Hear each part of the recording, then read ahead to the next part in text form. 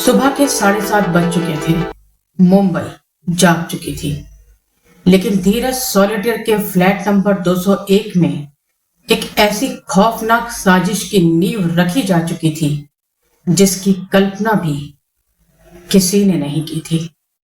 Part 1 में हमने देखा नीरज गायब हो चुके थे, लेकिन फ्लैट नंबर 201 के बंद दरवाजों के पीछे जो सच छिपा था उसने मुंबई पुलिस के भी होश उड़ा दिए। आखिर एक नेवी ऑफिसर और एक स्ट्रगलिंग एक्ट्रेस ने उस खौफनाक मंजर को कैसे अंजाम दिया। अब सुबह के करीब 9 बज चुके थे। मुंबई की सड़कों पर हलचल थोड़ा और तेज हो चुकी थी, लेकिन मलाड के धीरज सॉलिटेयर के फ्लैट नंबर 201 में वक्त जैसे ठहर सा गया था।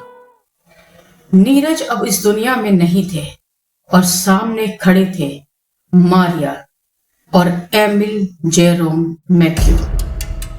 एक जान जा चुकी थी, लेकिन हैरानी और खौफ इस बात में था कि उसके बाद जो हुआ उसे सुनकर आज भी हर किसी की रूह कांप जाती है। बिना किसी पछतावे के सबूतों को पूरी तरह मिटाने का एक ऐसा प्लान बुना गया जो किसी थ्रिलर फिल्म में भी सोचना मुश्किल है। मारिया अपने घर से निकलती है, ना तो रोते हुए ना ही डरते हुए। वो पास के मॉल जाती है और वहां से पर्दे, चादर और बैग्स खरीद कर लेकर आती है ताकि उसके घर पर लगे उन खून के धब्बों को मिटाया जा सके जो चीख चीख कर उसके अपराधों की गवाही दे रहे थे। मारिया ने जो चादर, पर्दे और बैग्स खरीदने के लिए शॉपिंग की, उसका पेमेंट उसने नीरज ग्रोवर के डेबिट कार्ड से किया। यानी मारिया ने नीरज ग्रोवर के वजूद को मिटाने के लिए नीरज ग्रोवर के ही पैसों का यूज किया। जब पुलिस ने मारिया को गिरफ्तार किया और मारिया ने पूरे घटनाक्रम का जो बयान दिया उसे जानना भी आप लोगों के लिए बहुत जरूरी है। मारिया ने अपने बयान में एक एक चीज खोल कर रख दी। मारिया ने अपना बयान जो दिया उसमें अपने आप को मासूम दिखाने की कोशिश की। उसने सारा इल्जाम जेरोम मैथ्यू पर डाल दिया। क्या कहा मारिया ने पुलिस से? मारिया के बयान के अकॉर्डिंग मारिया नीरज को मार्च 2008 से जानती थी और घटना वाले दिन तक लगभग हर रोज नीरज से मिल रही थी।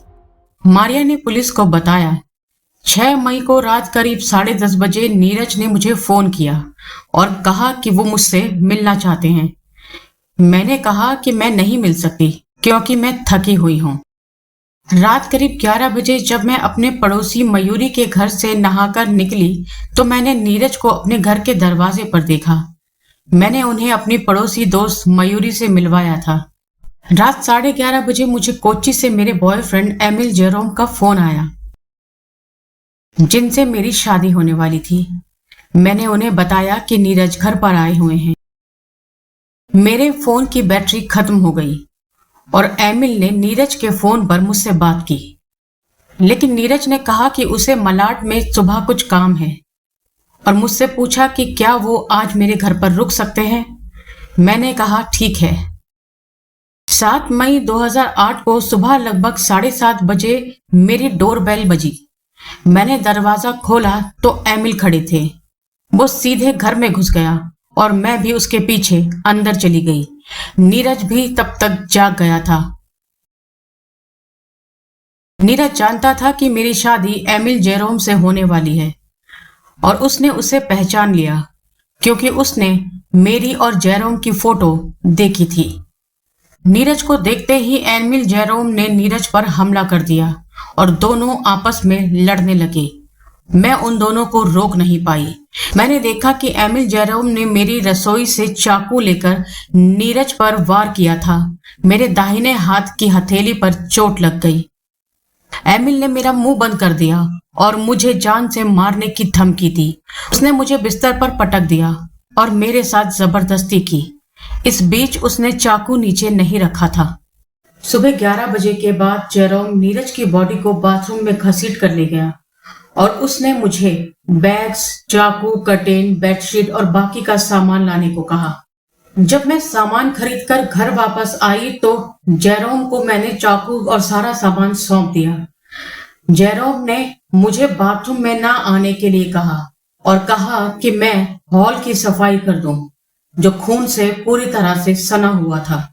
जेरोम ने मुझसे पूछा कि क्या मेरे किसी दोस्त के पास कार है, और दोपहर 3 बजे मैंने अपने दोस्त किरण श्रेयम को फोन करके उसकी कार मांगी, जो 4 बंगलों में रहता है। तब तक एमिल जेरोम ने बॉडी के कई हिस्से कर दिए थे और उसके बाद एमिल और मैं मेरे दोस्त किरण के घर गए और कार की चाबी ली।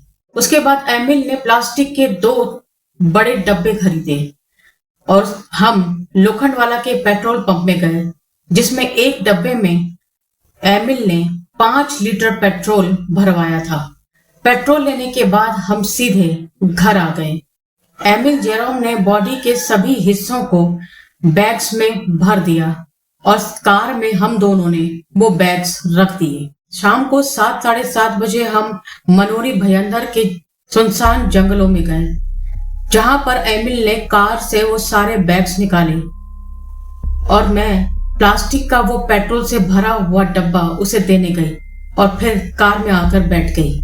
एमिल ने उन सारे बैग्स में पेट्रोल छिड़का और उन्हें लाइटर से आग लगा दी।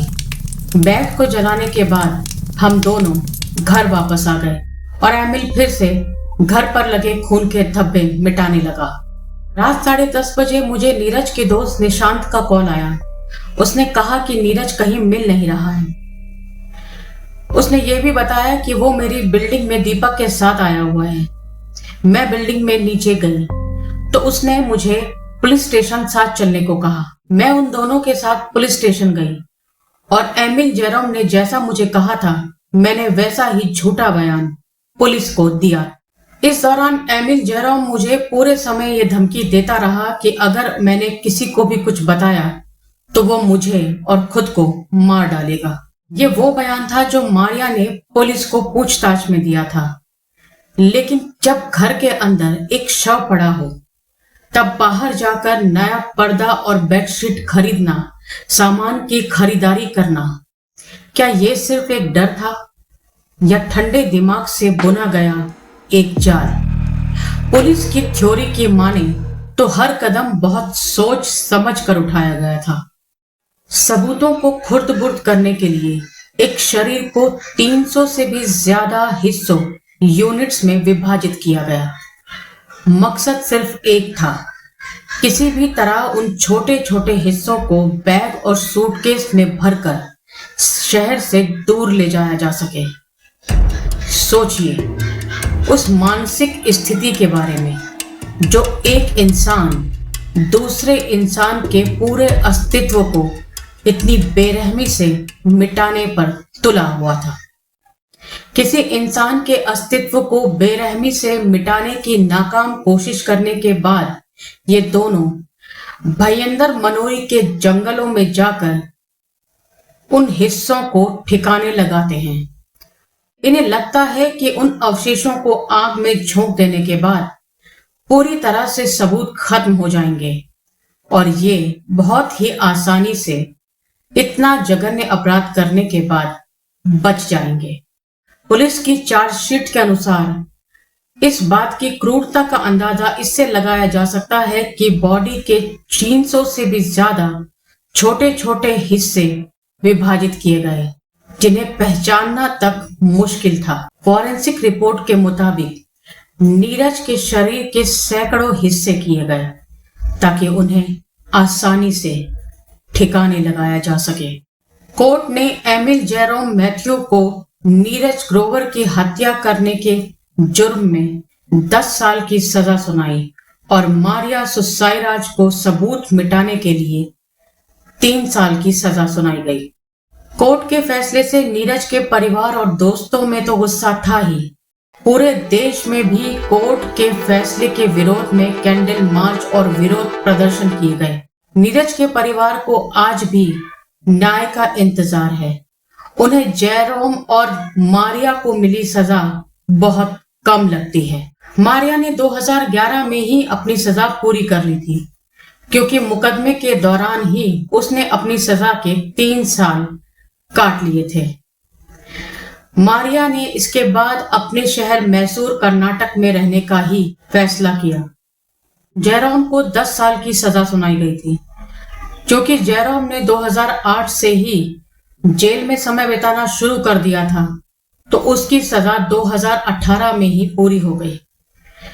रिहा होने के बाद जेरोम ने पूरी तरीके से सोशल लाइफ और मीडिया से दूरी बना ली। नेवी से बर्खास्त होने के बाद जेरोम अब गुमनामी की जिंदगी जी रहा है। एक नेवी ऑफिसर जेरोम ने मारिया से प्यार के पागलपन और गुस्से में एक इंसान की जान ले ली और अपने करियर, अपनी जिंदगी, अपने सम्मान को तबाह कर दिया। जेरोम को इससे क्या मिला? जेल से छूटने के बाद मारिया ने जेरोम को पहचानने तक से इनकार कर दिया। रिश्ते की बात स्वीकार करना तो बहुत दूर की बात है।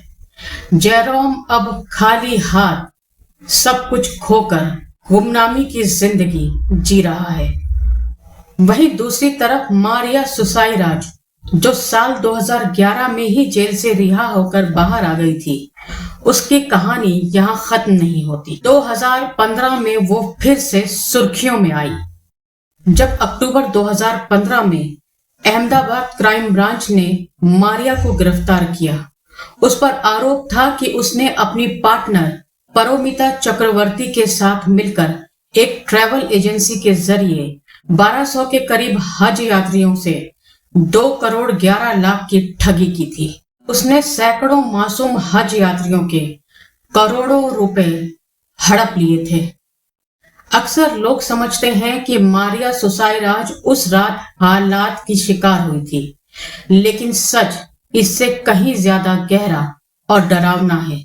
जेल से बाहर आने के बाद मारिया ने जो रास्ता चुना, वो ये साबित करता है कि अपराध मारिया के लिए कोई हादसा नहीं, बल्कि उसकी फितरत थी।